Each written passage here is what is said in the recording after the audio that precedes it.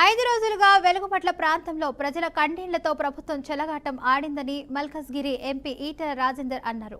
ఖమ్మం జిల్లాలో పర్యటించి భూదాన భూముల బాధితులను ఈటెల పరామర్శించారు. ఇక బాధితులకు బీజేపీ పార్టీ అండగా ఉంటుందని ఈటెల రాజేందర్ హామీ ఇచ్చారు.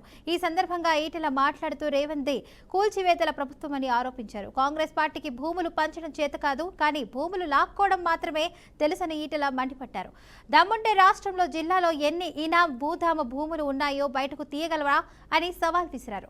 పెద్దల జోలికి పోయే దమ్ము రేవంత్ రెడ్డి ఉన్నదా అని ప్రశ్నించారు. ముఖ్యమంత్రులు హైదరాబాద్ లో కానీ ఇతర జిల్లా హెడ్ క్వార్టర్లలో కొన్ని వందల వేల బస్సులు ఇచ్చేవి కావు. ఆనాడు వేసుకున్న గుడిసెలకు 40 ఏళ్ళుగా 50 ఏళ్ళుగా వేసుకున్న గుడిసెలకు పట్టాలు ఇచ్చింది. వాళ్ళకు రకరకాల పద్ధతుల్లో వాళ్ళకు ఓనర్షిప్ వచ్చింది. వాళ్ళు ఇలా జీవిస్తున్నారు. కానీ నీలాగా నువ్వు ఒక్క బస్తీ కూడా నీ కాలంలో రాలేదు. ఒక బస్తీ కూడా నీ కాలంలో రాలేదు.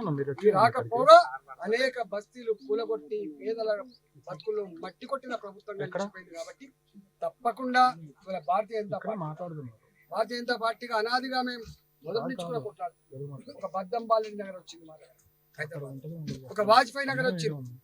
ఒక మా ఆయంలో అనేక రకాల గుడిసెలు ఇచ్చి వాళ్ళ కాపల కాసి వాళ్ళు ఆదుకున్నటువంటి భారతీయ జనతా పార్టీని కూల్చివేతలు చెప్పారు. టర్క్మెన్ గేట్ కాడ ఢిల్లీలో టర్క్మెన్ గేట్ కాడ పేద ఇళ్ళ కూల్చివేసి ఆ భూములు ఎట్లయితే మారుతి కంపెనీ కట్టబెట్టిందో అకు గదేమి చరిత్ర, గదేమి ఆచరణ తప్ప ఇంకోటి కాదు.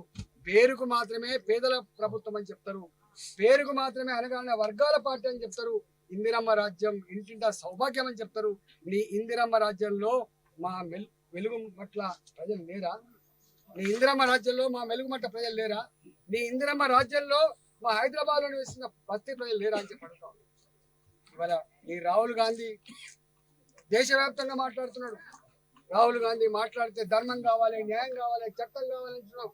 ఏ చట్ట ప్రకారంగా ఇక్కడ కూల్చేసినావు? గతంలో ఉన్న ముఖ్యమంత్రులు ఈ పని చేసి ఉంటే ఇలా హైదరాబాద్ లో కానీ ఇతర జిల్లా